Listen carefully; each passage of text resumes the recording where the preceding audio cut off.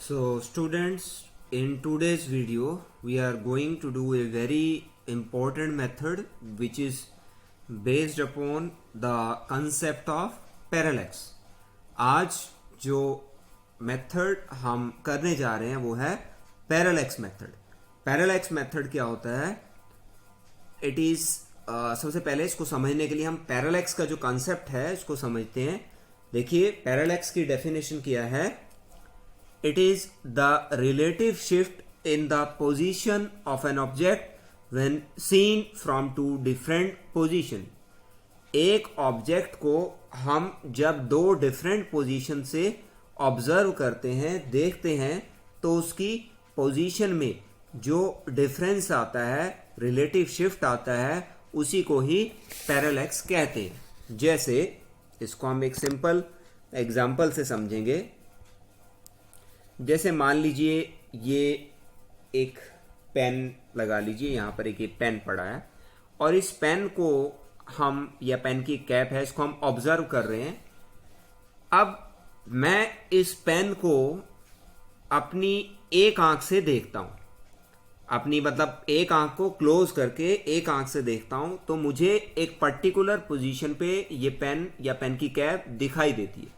अब मैं पहले जिस आंख से देख रहा था उस आंख को बंद करके दूसरी आंख से देखता हूं, तो वही पेन मुझे अब दूसरी पोजीशन पे नजर आता है. मान लीजिए ये पेन पहले तो ये कैप है, ये कैप पहले तो यहां दिखाई दे रही थी, और जब मैंने दूसरी आंख बंद करके देखा, मतलब जिस आंख से देख रहा था उसके बजाय दूसरी आंख से देखा, तो मुझे अब यहां दिखाई देने लगा. फिर दोबारा उस आंख से देखा तो यहां दिखाई देने लगा. ऐसे इसकी पोजीशन में शिफ्ट नजर आता है. ये जो शिफ्ट होता है पोजीशन में, relative shift in the position of an object, इसी को ही हम पैरालैक्स कहते हैं. ओके, तो इसी पैरालैक्स के कंसेप्ट के ऊपर बेस्ड जो मेथड है इसको हम आज पढ़ रहे हैं. इसको बोलते क्या है? Parallax method. सबसे पहले तो मेथड का नाम पैरालैक्स मेथड, और ये किस काम आता है?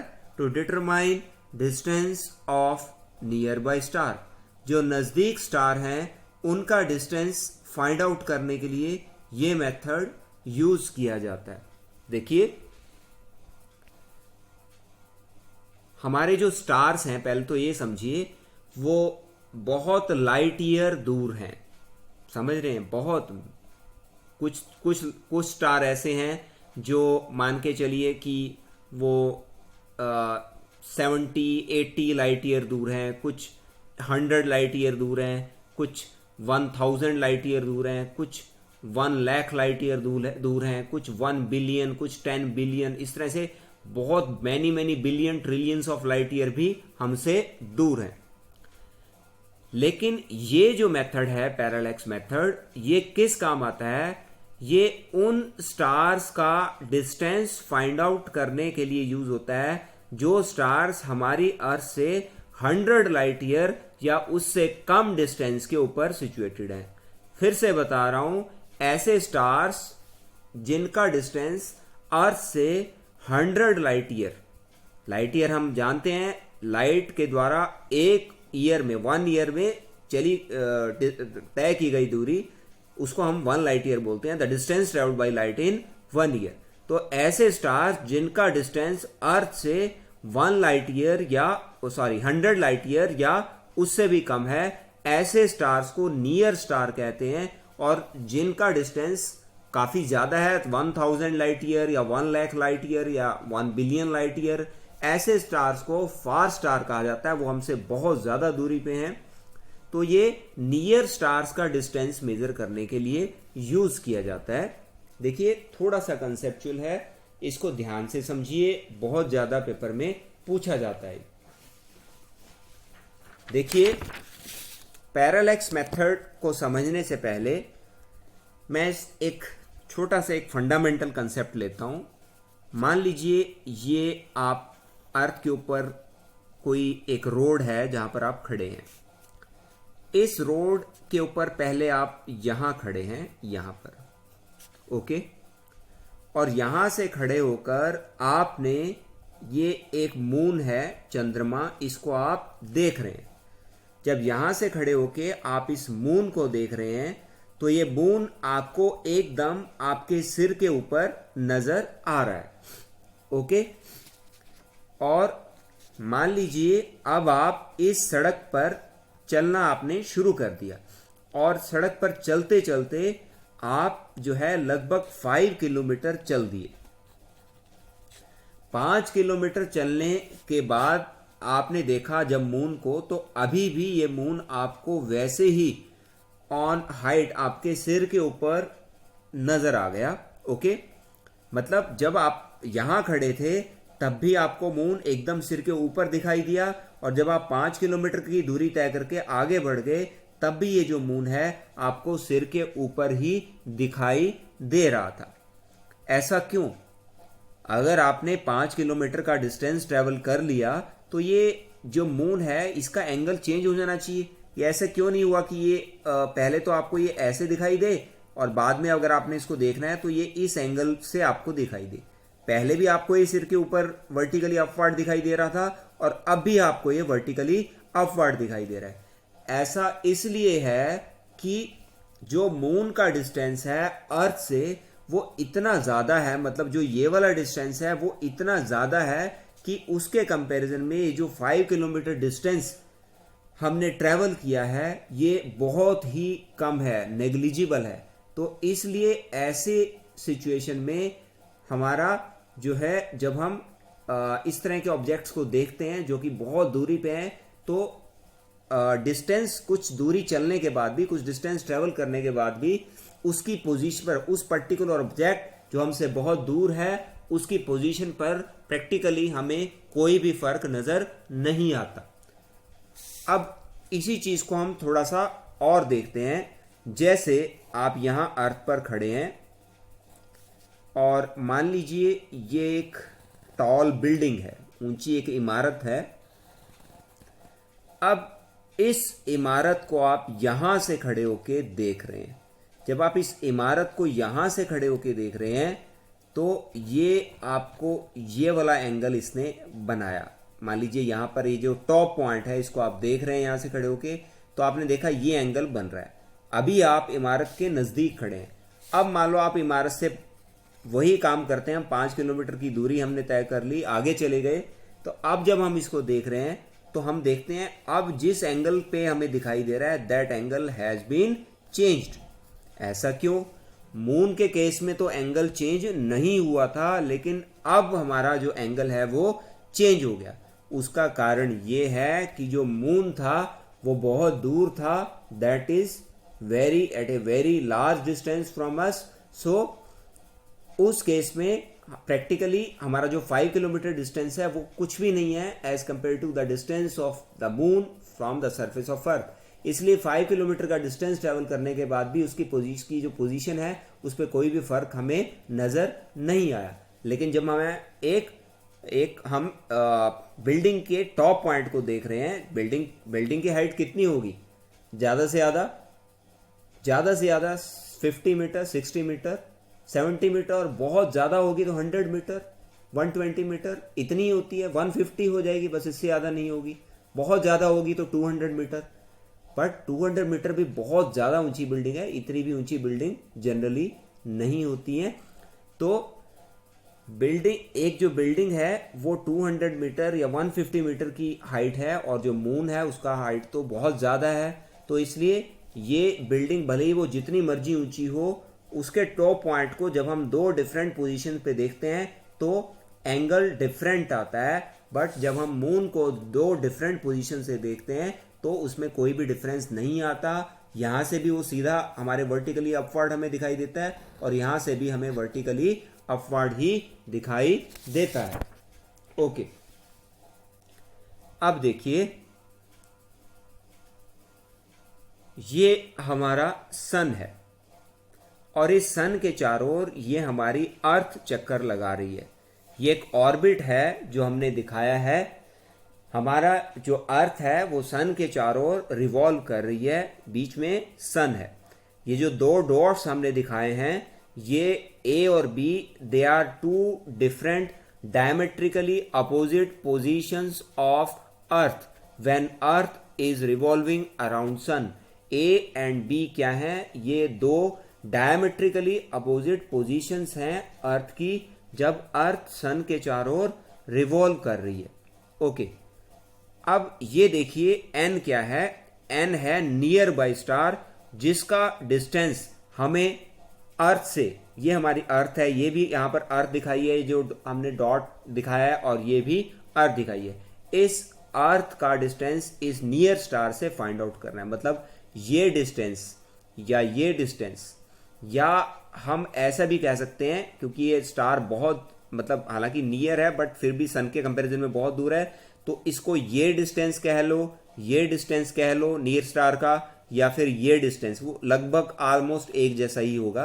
तो हम प्रैक्टिकली यहां पर हम इस फार्मूले में, इस मेथड में ये डिस्टेंस निकालेंगे तो उसको भी हम अर्थ का नियर स्टार से, एन, एन का मतलब क्या है, नियर स्टार, अर्थ का मतलब हम क्या निकालने जा रहे हैं, ये वाला डिस्टेंस आर।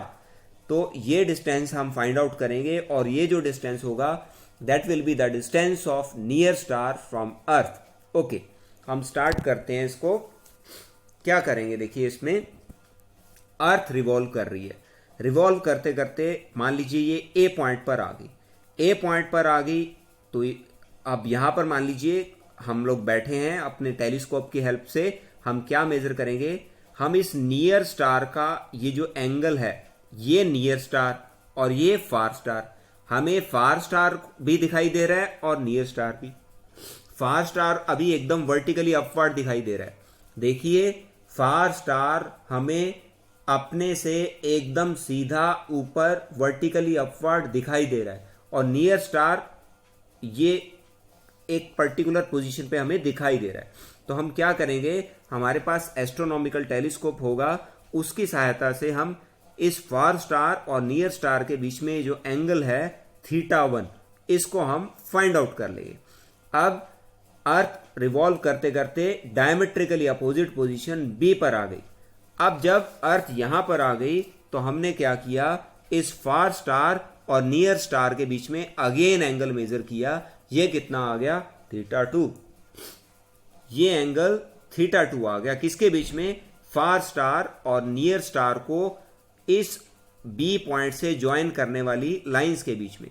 देखिए फार स्टार जब हम यहां पर थे, ए पॉइंट पर थे, तब भी हमें वर्टिकली अपवर्ड नजर आ रहा था, और जब हम बी पॉइंट पर आ गए, डायमेट्रिकली अपोजिट पोजीशंस पर आ गए, तो भी हमें जो फार स्टार है वो अभी भी डायमेट्रिकली हमें वर्टिकली अपवर्ड दिखाई दे रहा है। जैसे हमने मून का एग्जाम्पल लिया था, बिल्कुल जैसे मून बहुत दूर था वो हमें वर्टिकली अपवर्ड ही दिखाई देता है, ऐसे ही आप समझ सकते हैं जो फार स्टार है वो बहुत दूरी पे है, वो हाइट पे है।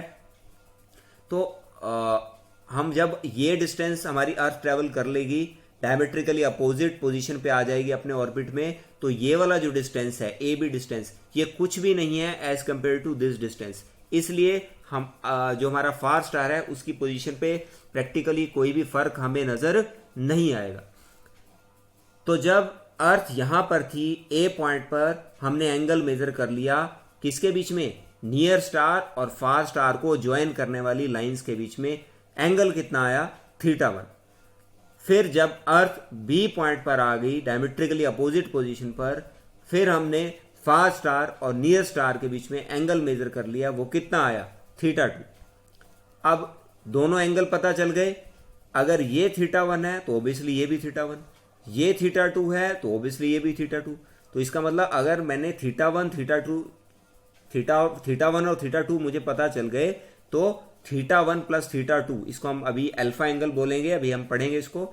मतलब ये वाला एंगल मुझे पता चल गया, तो अगर मुझे ये वाला एंगल पता है और मुझे ये डिस्टेंस पता है, तो θ इक्वल टू L/R का रिलेशन लगाऊंगा, मतलब इसको, इन दोनों का सम, इसको हम अल्फा लिखेंगे अभी, alpha is equal to θ1 plus θ2।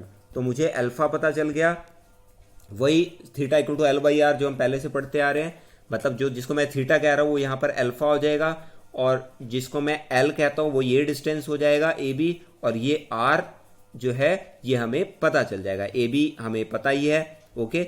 A B क्या है, 2 एस्ट्रोनॉमिकल यूनिट। देखिए ये हमारी अर्थ है, ये सन है, अर्थ का सन से डिस्टेंस 1 एस्ट्रोनॉमिकल यूनिट, तो ऑब्वियसली ए बी जो डिस्टेंस है वो कितना 2 एस्ट्रोनॉमिकल यूनिट। भाई ये भी 1 एस्ट्रोनॉमिकल यूनिट, ये भी 1 एस्ट्रोनॉमिकल यूनिट, तो ये पूरा कितना 2 इंटू 1 एस्ट्रोनॉमिकल यूनिट। ओके, तो अब देखिए ये अल्फा कितना, अल्फा क्या है, आर्क बाई रेडियस। हमने क्या किया, हमने कुछ नहीं किया, अर्थ के दो डायमेट्रिकली अपोजिट पोजीशंस पर हमने एंगल्स मेजर कर लिए नियर स्टार और फार स्टार के बीच में with the help of astronomical telescope. ये जो एंगल्स हैं पहले हमने ए पॉइंट पर खड़े होकर मेजर किया, फिर 6 महीने बीतने के बाद अर्थ हमारी यहां पर आ गई, बी पॉइंट पर आ गई, फिर हमने ये एंगल मेजर कर लिया। इन दोनों एंगल्स की हेल्प से हमने ये θ1 प्लस θ2 मेजर कर लिया, जिसको हमने अल्फा एंगल कहा। अब अल्फा एंगल हमें पता चल चुका है, बस कुछ नहीं करना, आर्क बाई रेडियस, ये फार्मूला लगाया, L by radius, L by R जो हम पहले से करते आए हैं। मतलब हमने ये जो डिस्टेंस है इसको एल मान लिया, ये वाला जो डिस्टेंस है ये ए बी, क्योंकि ये डिस्टेंस बहुत छोटा है as compare to this distance, इसलिए इसको हम एक आर्क के जैसा मान लेते हैं, आर्क की लेंथ जैसा मान लेते हैं। तो आर्क बाई रेडियस फार्मूला लगा दिया, आर्क कितना है, A B arc.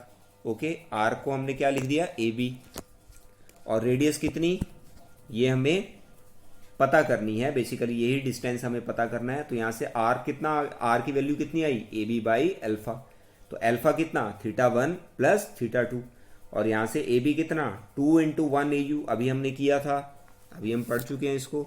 A B कितना 2 इंटू 1 एस्ट्रोनॉमिकल यूनिट, तो